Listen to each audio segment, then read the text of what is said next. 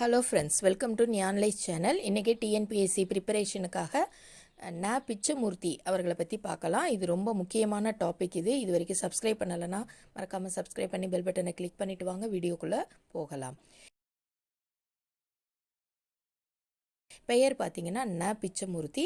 இவருடைய இயற்பெயர் வேங்கட மகாலிங்கம். இவர் தஞ்சாவூர் மாவட்டத்தில் இருக்கக்கூடிய கும்பகோணத்தில் பிறந்தவர். அதே மாதிரி இவர் பிறந்த தேதி அப்படின்னு பார்த்தீங்கன்னா 15/8/1900. அதாவது சுதந்திர தினத்தன்னைக்கு பிறந்திருக்கார் அப்படின்னு நம்ம ஞாபகம் வச்சுக்கலாம்.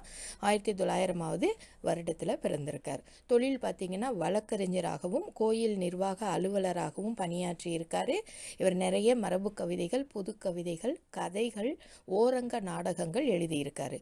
ஓரங்க நாடகங்கள் அப்படின்னு சொன்னாலே நமக்கு நினைவுக்கு வர வேண்டியவர் பிச்சமூர்த்தி அவர்கள் மட்டுமே.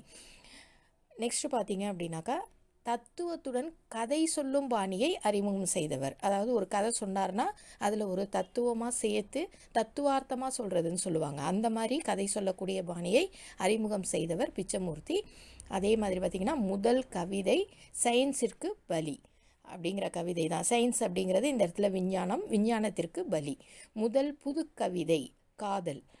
புகழ்பெற்ற புதுக்கவிதை, இவர் எழுதினதிலேயே ரொம்ப புகழ்பெற்ற புதுக்கவிதை அப்படின்னு பார்த்தீங்கன்னா பெட்டிக்கடை நாரணன். தமிழின் முதல் புதுக்கவிதை தொகுதி புதுக்குறள்கள். இந்த புதுக்குறள்கள்ங்கிற இந்த புதுக்கவிதை தொகுதியை எழுதியவர் பிச்சமூர்த்தி. அதே மாதிரி இது தமிழோட, அதாவது தமிழ்லையே முதல் புதுக்கவிதை தொகுதி அப்படிங்கிறத நம்ம இதுலேருந்து தெரிஞ்சுக்கலாம்.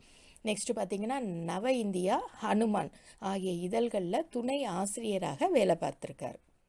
சிறப்பு பெயர்கள் அப்படின்னு சொல்லி பார்த்தீங்கன்னா, புது கவிதையின் முன்னோடி, புது கவிதை இயக்கத்தின் விடிவெள்ளி, தமிழ் புது கவிதை இயக்கத்தின் தோற்றுனர், புது கவிதையின் முதல்வர், புது கவிதையின் பிதாமகன், தமிழ் புது கவிதையின் தந்தை அப்படின்னு இவரை சொல்லலாம். எல்லாமே புது கவிதையை பேஸ் பண்ணி தான் இவருடைய சிறப்பு பெயர்கள் இருக்குது. புது கவிதையின் இரட்டையர்கள் அப்படின்னு சொல்லிட்டு வள்ளிக்கண்ணன் 2 பேரை சொல்லியிருக்காரு. அதில் ஒருத்தர் பிச்சமூர்த்தி, இன்னொருத்தர் கூப்ப ராசகோபாலன்.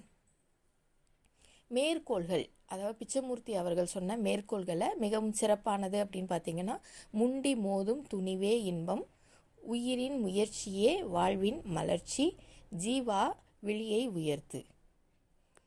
இவர் எழுதிய முக்கியமான புது கவிதைகள் அப்படின்னு பார்த்தீங்கன்னா, பூக்காரி, காதல், உயிர்மகள், கிளிக்கூண்டு, கிளிக்குஞ்சு, புதுக்குறள்கள், பெட்டிக்கடை நாரணன், காட்டுவாத்து, குயிலின் சுருதி, ஆத்துரான் மூட்டை, இதெல்லாம் இவருடைய முக்கியமான புது கவிதைகள். இவர் வேறு வேறு புனைப்பெயர்களெல்லாம் நூல்கள் எழுதியிருக்காரு. என்னென்னு பார்த்தீங்கன்னா, ரேவதி, இது டிஎன்பிஎஸ்சி கொஸ்டின். இது ரேவதிங்கிற பெயரில் புனைப்பெயரில் நூல்கள் எழுதுபவர் யார் அப்படின்னு கேட்டு டிஎன்பிஎஸ்சியில் கொஸ்டின் வந்திருந்தது. அதே மாதிரி பிச்சு, பிஷு, இந்த பிஷுங்கிறதும் டிஎன்பிஎஸ்சி கொஸ்டினில் வந்திருக்கு. நாப்பி அப்படிங்கிறதும் இவருடைய புனைப்பெயர்களாக இருந்திருக்கு. இவர் நிறைய சிறுகதைகள் எழுதியிருக்காரு. அதில் பார்த்திங்கன்னா, அவனும் அவளும், நல்ல வீடு, 18ஆம் பெருக்கு, மாயமான், விஞ்ஞானத்திற்கு பலி, பாம்பின் கோபம், ஒரு நாள், மோகினி, இரட்டை விளக்கு, கலையும் பெண்ணும், இரும்பும் புரட்சியும், முள்ளும் ரோசாவும், இது எல்லாமே இவருடைய முக்கியமான சிறுகதைகள். இதை தாண்டி நிறைய சிறுகதைகள் இருக்குது. இதில் மிக முக்கியமான சிறுகதைகள் அப்படின்னு சொன்னால் இது எல்லாமே நம்ம சொல்லலாம். ஏற்கனவே டிஎன்பிஎஸ்சி கொஷின் பேப்பரில் ஒரு சில சிறுகதைகளின் பெயர்களை வச்சு கேள்விகள் வந்திருக்கு. அது என்னென்ன சிறுகதைகள்னு பார்த்தீங்கன்னா, ஈஸ்வர லீலை, கொலுபொம்மை, அவனும் அவளும், முள்ளும் ரோசாவும். ஓகேங்களா? பிச்சமூர்த்தி அப்படிங்கிற இந்த டாபிக் ரொம்ப ரொம்ப முக்கியமான டாபிக். இதை நீங்கள் ஃபுல்லாகவே எல்லாமே படித்து நல்லா கவர் பண்ணி வச்சுக்கோங்க. இதுலேருந்து கண்டிப்பாக நம்ம கேள்விகளை நம்ம எதிர்பார்க்கலாம். ஓகேங்களா? அடுத்து ஒரு கவிஞரோடு உங்களை மீட் பண்ணுறேன். தேங்க்ஸ் ஃபார் வாட்சிங்.